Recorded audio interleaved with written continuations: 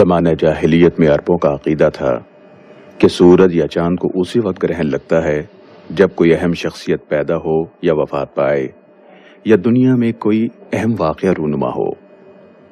نبی کریم صلی اللہ علیہ وآلہ وسلم کے عہد مبارک میں سورج گرہن لگا اور اتفاق سے اسی دن آپ کا جگر گوشہ سیدنا ابراہیم بھی وفات پا گیا، تو لوگ کہنے لگے ابراہیم کی وفات کی وجہ سے سورج کو گرہن لگا ہے۔ آپ صلی اللہ علیہ وسلم نے لوگوں کو نماز پڑھائی اور خطبہ ارشاد فرمایا۔ آپ نے اس موقع پر ان کے اس غلط اور باطل عقیدے کی نفی فرمائی، یعنی سورج یا چاند کو گرہن لگنے کا تعلق کائنات کے واقعات سے نہیں بلکہ براہ راست اللہ تعالیٰ کی مشیت اور قدرت سے ہے، اور اللہ کی بڑی سے بڑی مخلوق بھی اس کے حکم سے روگردانی نہیں کر سکتی۔ گویا اللہ اپنی قدرت و طاقت کے اظہار سے لوگوں کو ڈراتا ہے، اے کمزور و ناتواں انسان، تو اللہ سے ڈر جا اور اپنی بخشش کا بہانہ ڈھونڈ۔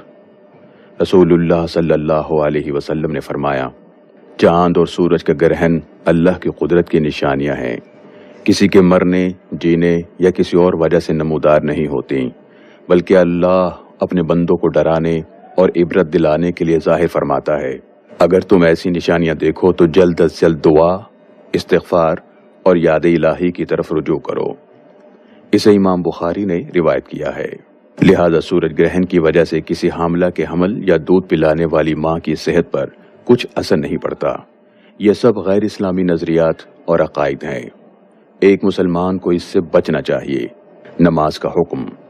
نمبر 1، سورج گرہن کے وقت نماز کسوف ادا کرنا سنت موقدہ ہے۔ نمبر 2، اسے مسجد میں باجماعت ادا کرنا مسنون ہے۔ نمبر 3، خواتین بھی اس میں شامل ہو سکتی ہیں۔ نمبر 4، امام جہری قرات کے ساتھ 2 طویل رکعتیں پڑھائے گا۔ رسول اللہ صلی اللہ علیہ وسلم نے فرمایا، سورج گرہن اور چاند گرہن کسی کے مرنے یا پیدا ہونے کی وجہ سے نہیں ہوتے، بلکہ یہ تو قدرت الہی کی 2 نشانیاں ہیں۔ جب انہیں گرہن لگتے ہوئے دیکھو تو نماز کے لیے کھڑے ہو جاؤ اور اللہ سے دعائیں کرو حتیٰ کہ گرہن ختم ہو جائے۔ اسے امام بخاری نے روایت کیا ہے۔ نماز کا اعلان۔ سورج یا چاند گرہن کے وقت نماز کا اعلان کرنا مسنون ہے، البتہ اس کے لیے اذان یا اقامت نہیں ہے۔ سیدنا عبداللہ بن عمرو سے روایت ہے کہ جب سورج گرہن لگا تو آپ صلی اللہ علیہ وسلم نے ایک شخص کو اعلان کرنے کا حکم فرمایا، الصلاۃ الجامعہ، نماز جمع کرنے والی ہے، تمہیں بلا رہی ہے، جمع ہو جاؤ۔ نماز کا وقت۔ نمبر 1، اس نماز کا وقت سورج یا چاند کو گرہن لگنے سے شروع ہوتا ہے اور گرہن ختم ہونے تک رہتا ہے۔ نمبر 2، اگر گرہن لگنے کی خبر کچھ تاخیر سے ملے تو خبر ملنے کے بعد نماز شروع کی جا سکتی ہے۔ نمبر 3، اگر گرہن ختم ہو جائے تو اس کا وقت ختم ہو جاتا ہے اور اس نماز کی قضا نہیں ہوتی۔ نمبر 4، اگر نماز کے دوران گرہن ختم ہو جائے تو نماز کو مختصر کر کے ختم کر سکتے ہیں، اور اگر گرہن طویل ہو تو نماز کو لمبی قرات، طویل سجدوں اور لمبے رکوع کے ساتھ طویل کیا جا سکتا ہے۔ نمبر 5، نبی کریم صلی اللہ علیہ وسلم نے گرہن کی طوالت کی وجہ سے ایک رکعت میں 2 یا 3 یا 5 رکوع بھی کیے ہیں۔ اسے امام مسلم نے روایت کیا ہے۔ نمبر 6، جو امام کے ساتھ دوسری رکعت میں ملے تو وہ مبینہ طریقے کے مطابق دوسری رکعت مکمل کر کے سلام پھیرے۔ سورج گرہن کی نماز کا طریقہ۔ نمبر 1، نماز کسوف کی 2 رکعت ہیں۔ پہلی رکعت میں تکبیر تحریمہ کے بعد دعائے استفتاح پڑھنے کے بعد سورہ فاتحہ اور کوئی لمبی سورت تلاوت کی جائے گی، پھر لمبے رکوع کے بعد دوبارہ اٹھ کر قرات کی جائے گی، پھر 2 طویل سجدے کیے جائیں گے۔ نمبر 2، اگلی رکعت بھی اسی طریقے پر مکمل کی جائے گی، ایک رکعت میں 2 یا 3 رکوع کیے جا سکتے ہیں۔ نمبر 3، رکوع کے بعد قومہ کرنے کے بجائے دوبارہ قرات شروع کر دینا ایک ہی رکعت کا تسلسل ہے، لہٰذا اس موقع پر نئے سرے سے فاتحہ دوبارہ پڑھنے کی ضرورت نہیں، اگر پڑھ لیں تو کوئی حرج بھی نہیں۔ سیدنا عبداللہ بن عباس رضی اللہ تعالیٰ عنہما سے روایت ہے کہ نبی رحمت صلی اللہ علیہ وسلم کے زمانے میں سورج گرہن ہوا، آپ نے باجماعت 2 رکعت نماز پڑھائی، آپ نے سورہ بقرہ جتنی لمبی تلاوت کے ساتھ لمبا قیام کیا، پھر لمبا رکوع کیا، پھر رکوع سے سر اٹھا کر دوبارہ طویل تلاوت کی اور لمبا قیام کیا جو پہلے قیام سے مختصر تھا، پھر پہلے رکوع سے کم لمبا رکوع کیا، پھر قوما کر کے 2 طویل سجدے کیے، پھر کھڑے ہو کر لمبا قیام کیا، پھر 2 رکوع کیے، پھر 2 سجدے کیے جو پہلی رکعت کے سجدوں سے مختصر تھے، اور پھر تشہد پڑھ کر سلام پھیرا۔ اسے امام بخاری نے روایت کیا ہے۔ آپ صلی اللہ علیہ وسلم کی نماز کی کیفیت۔ سورج اور چاند گرہن کے موقع پر آپ صلی اللہ علیہ وسلم پریشان ہو جاتے اور گھبرا اٹھتے اور نماز پڑھتے۔ سیدہ اسما بیان کرتی ہیں کہ آپ کے زمانے میں ایک مرتبہ سورج گرہن ہوا تو آپ گھبرا گئے اور گھبراہٹ میں اہل خانہ میں سے کسی کا کرتا لے لیا۔ بعد میں چادر مبارک آپ کو پہنچائی گئی۔ سیدہ اسما بھی مسجد میں گئیں اور عورتوں کے صف میں کھڑی ہو گئیں۔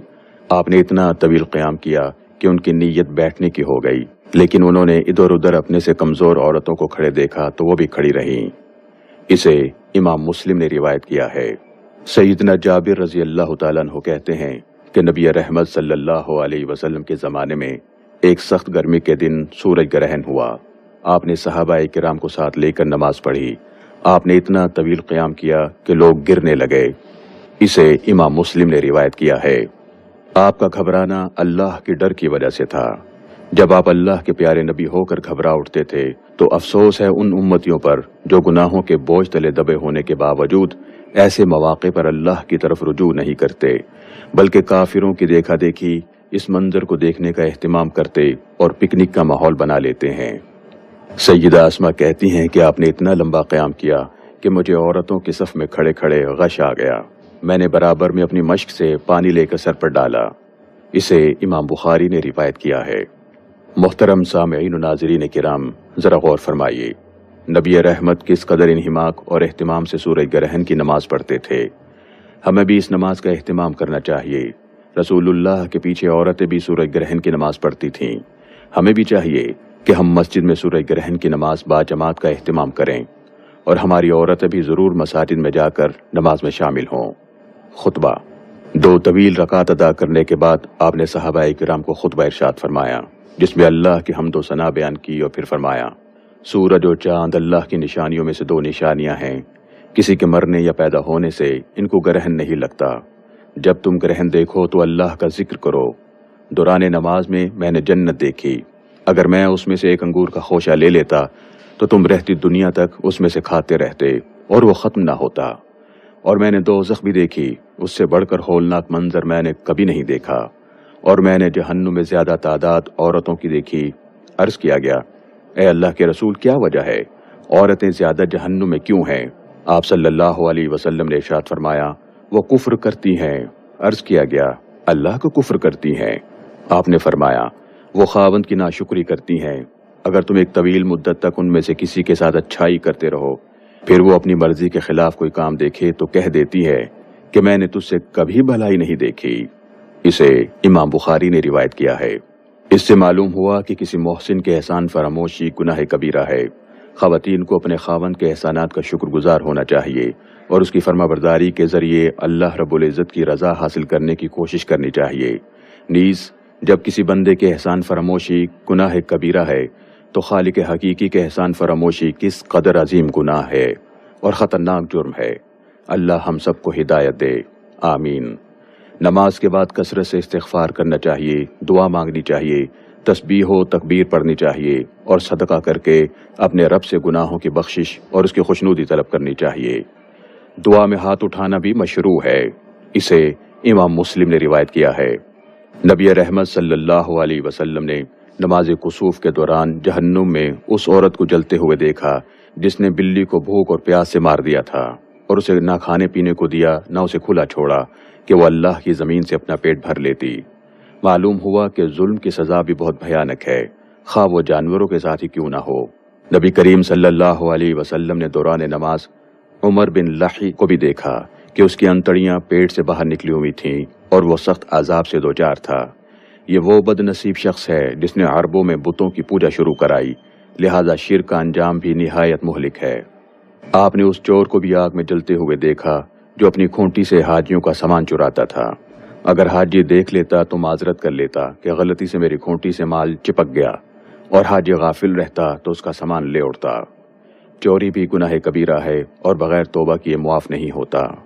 اللہ تعالی ہم سب کو ان اعمال پر عمل کرنے کی توفیق عطا فرمائے، آمین۔